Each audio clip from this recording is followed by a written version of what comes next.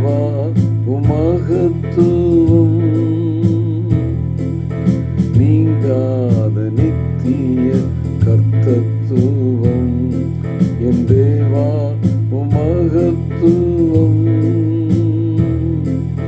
ஜனமெல்லாம் அடிபணியும் தினமெல்லாம் சேவிக்கும் அலையலையாய் பணிந்தும்மை ஆராதிக்கும் தம் மொழியாலே துதி பாடிடும் நீங்காத நித்திய கர்த்தத்துவம் என் தேவாவும் மகத்துவம். டியர் ஃப்ரெண்ட்ஸ், அன்பின் வாழ்த்துக்கள். ஆண்டவரும் இரட்சகருமாகிய இயேசு கிறிஸ்துவின் நாமத்திலே உங்களை வாழ்த்துகிறேன். இறைப்பணி என்பது எளிதான பணி அல்ல. ஆண்டவராய் இயேசு கிறிஸ்து சொல்வது போல லூக்கா 10ஆம் அதிகாரத்திலே அவர் சொல்கிறார், ஓநாய் கூட்டத்திற்குள்ளே ஆட்டுக்குட்டிகளை அனுப்புவது போல ஒரு டேஞ்சரஸ் டாஸ்க் அது. ஆனால் கம்ஃபர்ட் ஜோனில் இருக்கிறவங்களுக்கு அது புரிவதில்லை. ஒரு பாடுகளுக்குள்ளே கடந்து சென்ற ஒரு மிஷனரி ஷேர் பண்ணுவதற்கும் பாடுகளையே அனுபவிக்காதபடி ஒரு கம்ஃபர்ட் ஜோன்லேருந்து பிரசங்கிப்பவர்களுக்கும் உள்ள வித்தியாசத்தை நம்ம எளிதாக புரிந்து கொள்ளலாம். அதை அழகாக தேவ மனிதர் ஒருவர், அவருடைய பேர் எப்படி என்ன போட்டிருக்குன்னா டாக்டர் ஜான் ஹென்ரி ஜோவட், அவர் சொல்கிறார், ministry that cost nothing accomplishes nothing. Ministry that cost nothing accomplishes nothing. கிரயம் செலுத்துவது இல்லாத ஒரு ஊழியத்தினாலே எதையும் பெற்றுக்கொள்ள முடியாது என்பதுதான். அழகாக வர்ணிப்போடு பேசலாம், அநேக உதாரணங்களோடு பேசலாம். ஆனால் அது புக்கிஷ் நாலேஜ் இருதயத்தை தொடாது. ஆனால் பாடுகளுக்குள்ளே சஃபர் பண்ணி வந்த ஒரு பணிவிடைக்காரனுடைய செய்தி சுருக்கமாக இருந்தாலும் ஆடம்பரமாக இல்லாவிட்டாலும் அது ஆழமாய் பதியும், இருதயத்தை உடைத்துவிடும். இதைத்தான் பவுலடியார் சொல்கிறாரு. 2 கொரிந்தியர் 4ஆம் அதிகாரம் முழுவதுமே அதைத்தான் சொல்கிறாரு. என்ன சொல்கிறாரு? ஆண்டவருடைய மரணத்தை எப்பொழுதும் நாங்கள் சுமந்து செல்கிறோம்,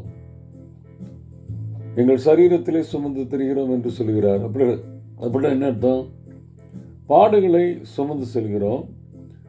அந்த 2 கொரிந்தியர் 4:12 சொல்கிறது, இப்படி மரணமானது எங்களிடத்திலும் ஜீவனானது உங்களிடத்திலும் பலன் செய்கிறது.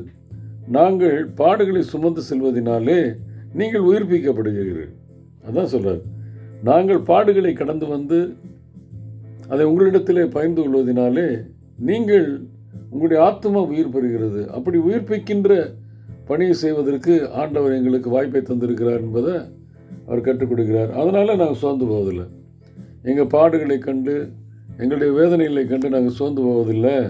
ஏனென்றால் எங்களுடைய பாடுகள் அநேக ஆத்மாக்களை உயிர்ப்பிக்கிறதுக்கு ஏதுவாக இருக்கிறது என்பதை அவர் கற்றுக் கொடுக்கிறார்.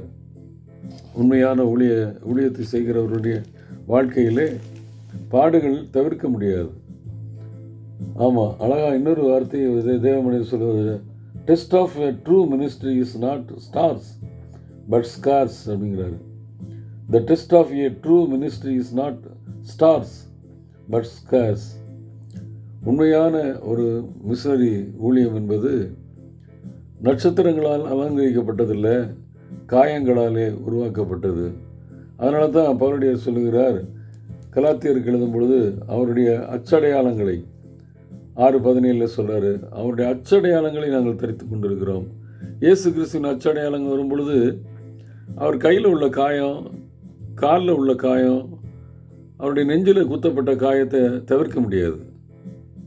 அவருடைய அச்சடையாளங்களை தரித்து கொள்ளும் பொழுது இவை இல்லாமல் அவருடைய அச்சடையாளங்களை நம்ம தரித்து கொள்ள முடியாது என்பதை அவர் சொல்கிறார். அப்போ கிறிஸ்தவ ஊழியம் என்பது மலர் படுக்கையில் நடப்பதல்ல, பாடுகளுக்குள்ளே கடந்து செல்வது. இன்றைக்கு அதை தவிர்த்து நாம் பணி செய்வதற்கு முயற்சி எடுக்கிறோம். அது வெளிப்புறமாக நல்ல அலங்காரமாக இருக்கலாம். ஆனால் அதனாலே யாருடைய உள்ளத்தையும் தொட முடியாது. சத்தம் அதிகமாக இருக்கலாம், சத்துவம் இருக்காது. இன்றைக்கு நம்ம ஆண்டவருடைய பாதத்தில் அமர்ந்திருந்து பவுலடியாருடைய மரணத்தை சுமந்து செல்கின்ற பவுலடியாருடைய அனுபவத்தை நாம் பார்ப்போம். அதன் மூலம் ஜீவனை பெற்றுக்கொள்வோம். பாடுகள் வரும்பொழுது தோண்டு போய்விடாதபடி, சோர்ந்து போய்விடாதபடி கிறிஸ்துவோடு ஒப்பிட்டு பார்த்து, இந்த பாடுகள் தான் எனக்கு அநேக ஆத்துமாக்களை கொடுத்துருக்கு.